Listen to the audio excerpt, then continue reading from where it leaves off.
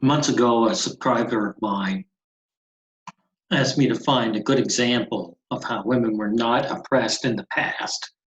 And this is the perfect example. This fellow here is called Townsend. This is his channel.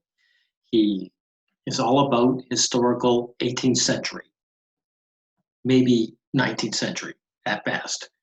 But this young lady is talking about dairy way back in the 18th century, predates feminism, predates the Industrial Revolution, right? Working for the site? Oh, well, I started as an intern about 3.5 years ago, and I was instructed to research 18th and 19th century dairy practices so we could reinterpret our dairy building here on site.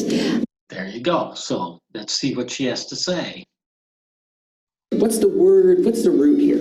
Okay, so dairy comes from the Middle English word dairy, D-E-I-E-R-I-E. Wait, how was that again? It's okay. It's basically, and it means a place of woman's work. So dairies are going to traditionally be a place where women are going to take something, cream and milk, and turn it into something else, butter and cheese. So maybe I'm not invited though? You're not invited into my dairy. I'm so sorry. That's probably why we're filming in the kitchen. There's actually a 1750s source that talks about how men only bring dust into dairies. So they should not be allowed because dairies are supposed to be really, really clean. You see that? You hear that? The men weren't allowed.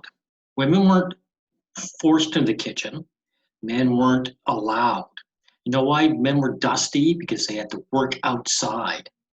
The men worked the dirty, hard jobs, and these women kept them out. They said, oh, we're working this easy job. See all the work? She's able to talk to this guy while she's churning her butter, right? So the girls realized what was the easy job, and they kicked the boys out.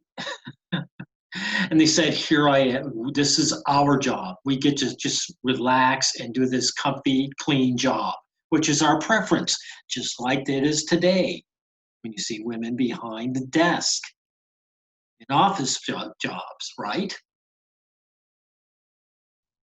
It is going to take a little bit of time. So you can't just speed up and you can't make just it happen. you can't just speed it up. I could move my arm a little faster, but it's not going to make the butter come faster. See, It depends on temperature. I think this is why men don't make butter. That's exactly right. And also it can be social. You and I are sitting here talking in the kitchen because you're not allowed in my dairy.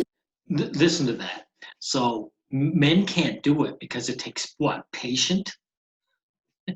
So men are just impatient. This is bullshit.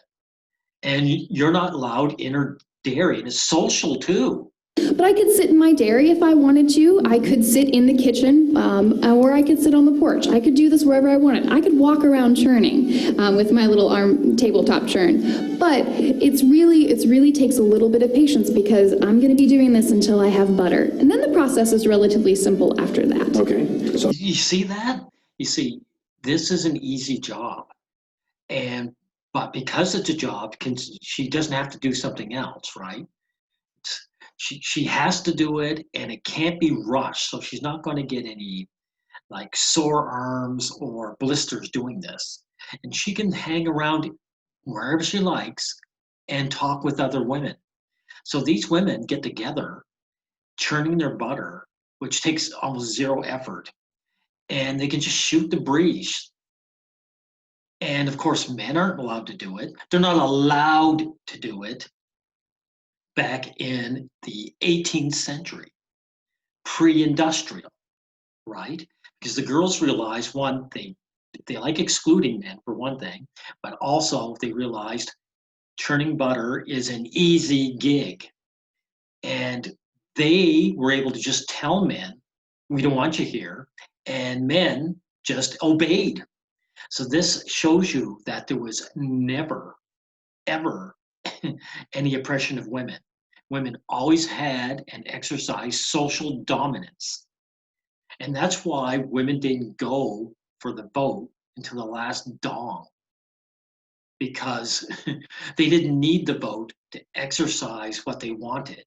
Women wanted something and it was good for them. They all got together, demanded of the men, and the men just gave it to them. And that's why the vote doesn't mean anything to them. And That's why anyone who goes on about women not getting the vote can shut up. And this historic, this history here proves it, that women were never oppressed, ever. They always took the easiest jobs whenever they could.